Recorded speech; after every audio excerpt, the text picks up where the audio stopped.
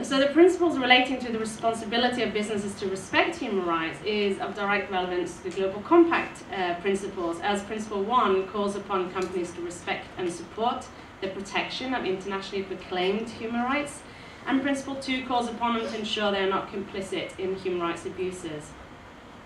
So in addition to respecting human rights, which is the international minimum standard all businesses around the world are expected to comply with that, Global Compact participants are also committed to support the promotion of human rights. That is, to make a positive contribution to the realization of human rights, especially in ways that are relevant for their businesses. So such efforts, examples include both through their core business activities, through social investment, social philanthropy, public policy engagement and advocacy, and partnerships and collective action. So the UN Global Compact, the way we work, and I'm happy to take questions afterwards, is that we have a number of issue platforms that focus specifically on areas within human rights that help elaborate on what business respect and support for human rights means, including in context of women and women's empowerment. So just wanted to raise this as well. So in 2010, the UN Global Compact, in collaboration with UN Women, launched the Women's Empowerment Principles, which are a set of 7 principles that offer business guidance on how to empower women in the workplace, the marketplace, and in the community. The subtitle of the principles are Equality Means Business.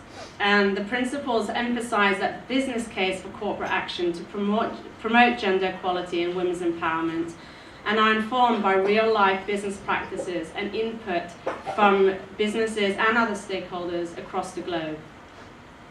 So what the Women's Empowerment Principles seek to point to is the best way, the best practice by elaborating on the gender dimension of corporate responsibility, the UN Global Compact, and businesses' role in sustainable development. We actually have now almost 1,000 corporate CEOs who have signed a statement of support for the Women's Empowerment Principles, which provides the CEOs an opportunity to publicly commit to aligning their own business policies and practices to advance gender equality. So why should business, and I'm not sure how many businesses we have in the room, can I actually see if there are any business representatives? A couple. Oh, okay. Great. But nevertheless, yeah, it's even though there's not a lot of business in the room, it's to see how business work with other stakeholders as well, and to see how businesses can have this positive impact. And we're seeing now that not only, obviously, is human rights minimum standard is the right thing to do to protect and to respect women's rights, but there's also a clear business case for it as well, which is also why we're seeing more and more businesses engaging in this. Women are the biggest emerging market in the world, and in fact, to date, their value is twice the value of India and China put together. So, but despite this, a study done last year also showed that 80% of women perceive that the investment marketers do not understand the needs of women and their requirements. So there's a clear gap here that could be, there's a great opportunity for companies to fill, and also in terms of engaging women entrepreneurs, women within the supply chain to be more involved in product development and services, so that they can then understand and create products and services that appeal more to women. Inclusive sourcing broadens the talent pool and creates vendor competition, lowering bottom line costs and increased competitive advantage. And just some other examples as well of how businesses can support women's empowerment in the supply chain includes, and this is not an exhaustive list, is to develop an inclusive sourcing policy and report on the implementation of this policy. To support women's employment in the value chain and commit to inclusive sourcing for women entrepreneurs by setting concrete targets and goals. Promoting gender equality and women's empowerment through the company's value chain and offer marginalized populations an equal opportunity and an equal opportunity to compete for business. and offer business skill training where possible to improve value chain integration. So in summary, for the Global Compact, the way we work is that companies need a place to work with other stakeholders, to work and learn from other peers, share information, challenges, lessons learned, and also good practices, and somewhere where they can aspire something to inspire them to improve their practices. And that's very much what the Global Compact does, is provide a forum for this. And equally with the women's empowerment principles, they provide this forum specifically on the issue of gender equality. So going beyond the minimum standards, there's always a need for best practices to inspire continued improvement for business. And I just wanted to also give you a couple of, at least one example as well, of what we see some businesses doing here as part of going beyond the minimum requirements or minimum expectations. So one company in Mexico, a restaurant business for instance, a few years ago engaged with the local community that were starting to produce marmalade, but at a very small scale. And in fact, their monthly salary was $80 a month, so still higher than in Bangladesh, but not good enough. The company invested in this community and in the production of marmalade, building the capacity, and started ordering larger quantities of this marmalade from them. And just in 2014, they actually sold almost $500,000 worth of marmalade to the company. And this basically provided greater livelihood, education, etc. for the community, but also very importantly, it enabled the women to be empowered because they became the main breadwinners in the community. And even from a political stand, the women who were involved in this became the main spokespeople of the community. So that's just one example. Another example, just to show that companies who don't typically have these large supply chains, we talk about textile industry, general retail, etc., but even companies who consider themselves not so much involved in supply chain sustainability can have a role to play. Another one is a consultancy company that were at the Women's Vendor Exhibition and Forum, which is hosted by the ITC every year, where they invite women vendors from developing countries to meet with companies to provide partnerships and help them gain more business for their own businesses.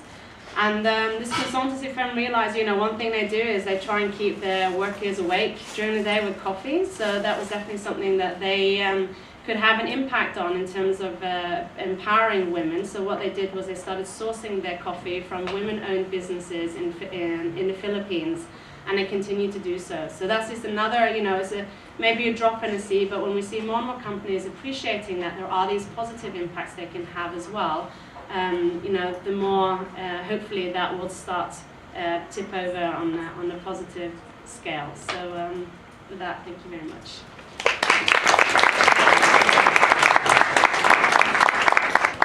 Well, thank you all for a very stimulating and thought-provoking panel. I'd like to open up now for some questions. Let's start with the first round, say, of 5 questions, and thank you very much for taking the mic around. So hands up for who would like to share a question, an observation, a point to really stimulate this discussion a bit further.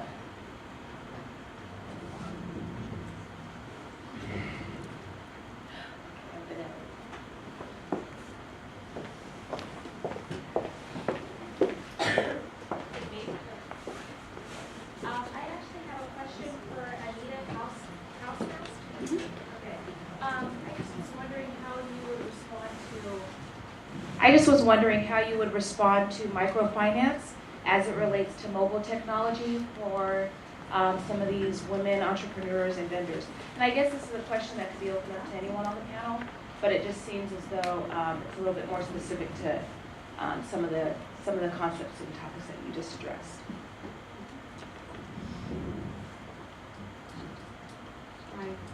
Now we gather, yeah. I think we definitely have, we see great examples there as well of, using the mobile technology, I always like using that as a great example. anyway, because they, I mean, just from decades ago as well, they really sort of pioneered in providing the tools for women, again, from small companies, women-owned vendors, to have more financial,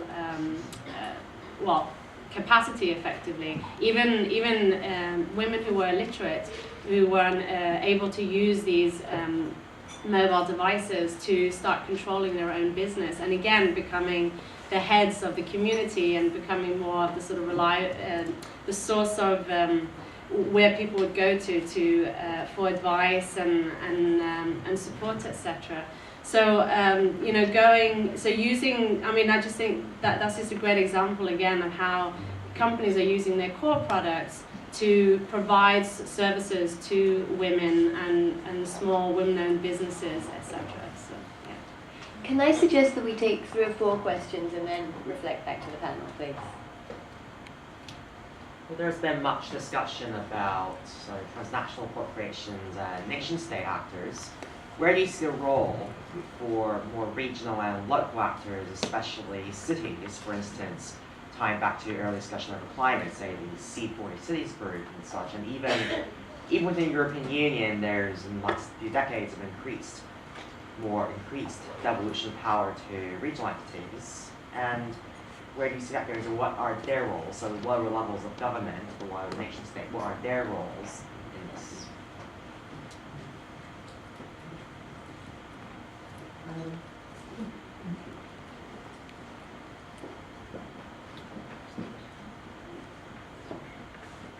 Yeah, this question relates to the Global Compact as a voluntary standard, and I'm wondering about what outside review options there are.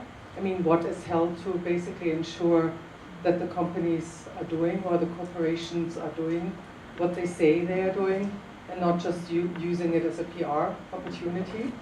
And then even more importantly, what do we need to do and push for politically to get from the self-congratulatory, voluntary kind of commitments that are not enforceable to actually mandatory and enforceable commitments that corporations in their global supply chains and activities have to actually engage in. Bonjour, I'm André Côté with the Public Service Alliance of Canada. Thank you so much for your fabulous presentations, everyone. I was particularly engaged, Rosa, when you were talking about the attacks against the public service and the public sector.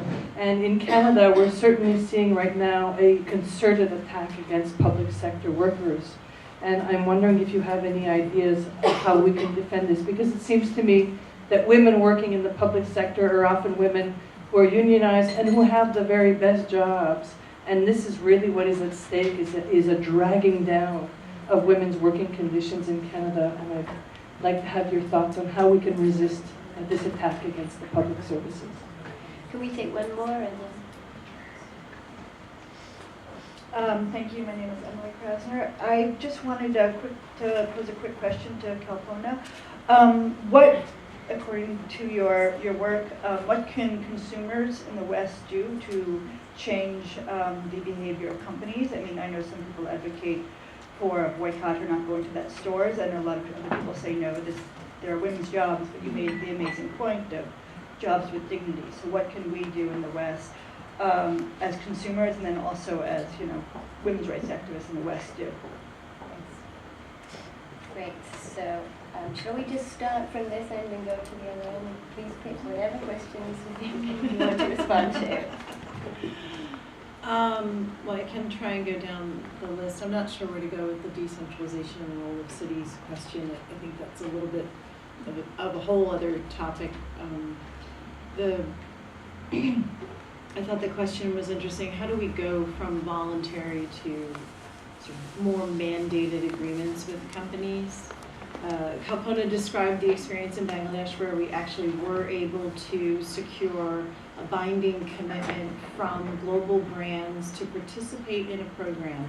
And that is a commitment they made, negotiated with global and Bangladeshi trade unions. So back to what I was saying earlier, we need to put this in the workers' hands. If you aren't negotiating solutions with worker representatives, you're not really turning it over to workers' hands. You're just doing, it is just this sort of voluntary, we'll check with workers as it suits us. And you can define all sorts of ways as to how you're going to commit to check with workers, but you've still defined how it suits you to check with workers. It's not a negotiated process. We need to go back to that. And I do think the global corporate social responsibility initiatives have to be very careful, because as they avoid this negotiated solution, they set the example for the local actors to also avoid engaging in any kind of real negotiation with worker organizations, or basically industrial relations, which is codified in law. And, there are laws in most countries on the books, but the corporate social responsibility movement has not, in the beginning, and Anita and I go way back, in the beginning it was really about reinforcing that and getting more companies to reinforce the fact that national laws needed to be adhered to. But we've